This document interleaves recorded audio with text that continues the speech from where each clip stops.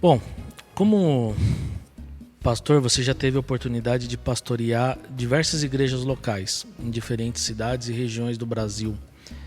Você conseguiria destacar uma ou duas que mais te marcou positivamente? Quais foram as características das igrejas que mais marcaram de fato o seu ministério? Eu não pastorei muitas igrejas, não. Pastorei a igreja do Ipiranga, onde eu fui chamado para o ministério. Meu pai era pastor. É uma igreja que para mim é a minha casa, porque foi a minha adolescência, a minha juventude. Me casei lá, lá fui chamado, fui ordenado. A igreja do Ipiranga é uma igreja que é a minha casa, né? Eu também pastorei uma igreja em Santo André, Filadélfia, que foi meu primeiro pastorado, uma igreja que nunca me deu trabalho, igreja que eu nunca tive nenhum dissabor. Eu pastorei 2 vezes essa igreja e tenho boas recordações de lá. A igreja de Campinas, a primeira igreja de Campinas, foi um privilégio, uma honra. Eu era muito jovem quando eu fui para lá, eu reconheço.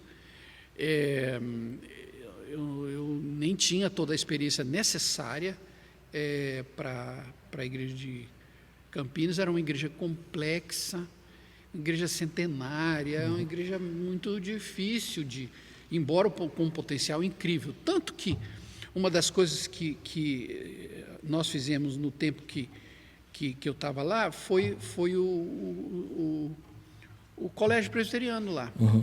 Que hoje é uma das escolas referência em Campinas, né? Tenho o privilégio de ter minhas filhas estudando lá. Pois é. E a escola começou com 4 alunos, né? Eu me lembro que um irmão, na hora que a gente estava no conselho, falando, a gente tem tanta sala aqui vazia, vamos fazer uma escola e tal. Aí um presbítero falou assim: pastor, mas escola não dá lucro.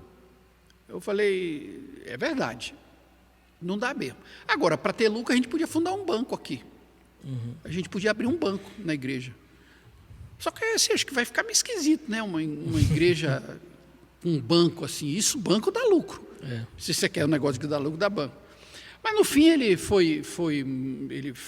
ele entendeu direito e se tornou um dos maiores encorajadores do Colégio Presbiteriano lá, Eduardo Lane.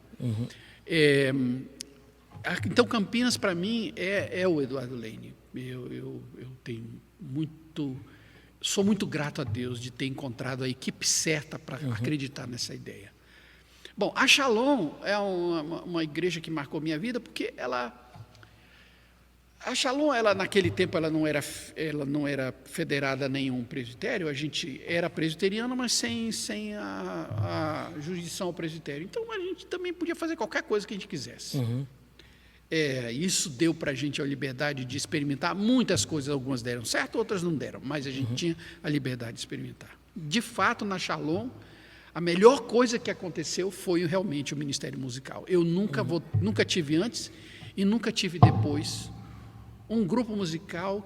Eu afirmo com toda certeza, nos anos de 2000 a 2005, não tinha uma igreja no Brasil com uma música autóctone, uma música feita na própria igreja, com músicos da igreja, com cantores. Não tinha uma igreja no Brasil com a qualidade da música que a gente fazia na Shalom. Não é arrogância, não. É certeza do que eu estou dizendo.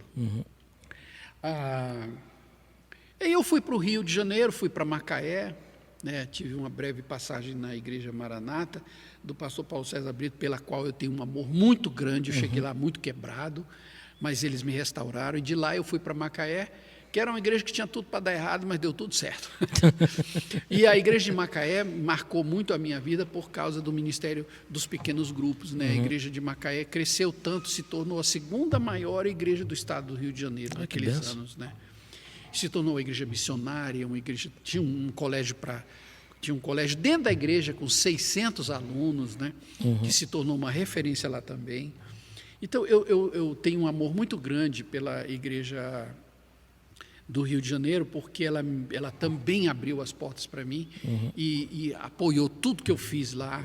E foram 8 anos de muita graça. Hoje eu estou na IPI de Utinga, que é uma igreja que tem uma história maravilhosa naquela cidade. É uma igreja muito sofrida, sofreu muitas divisões, né?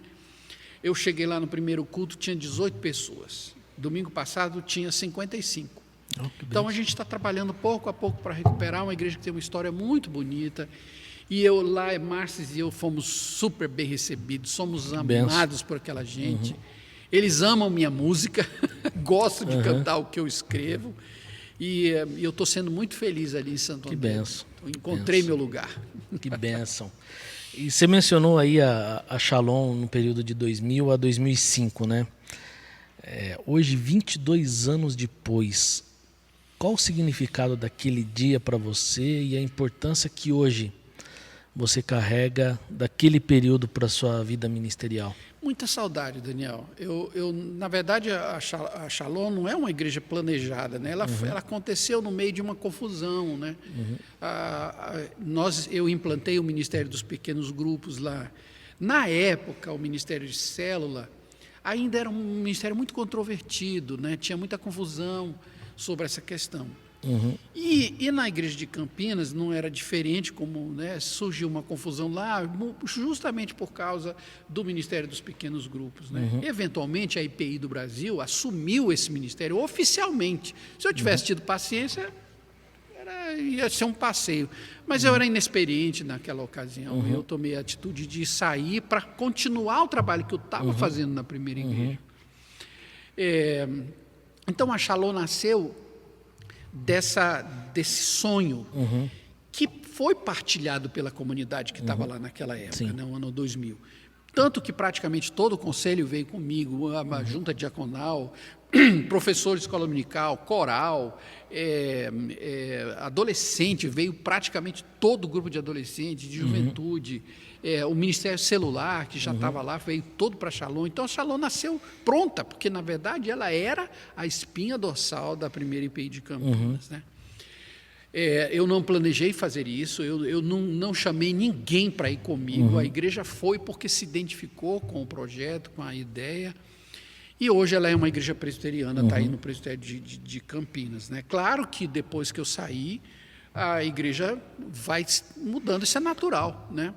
Hoje ela é uma igreja federada, a igreja do presbitério de Campinas, tem um pastor lá, cada pastor que vai colocar a sua ideia, o seu vai trazendo ritmo, as suas transformações. fazer as suas transformações. Então, obviamente, que o que a Shalom é hoje não é a igreja que eu pastoreei de 2000 a 2005.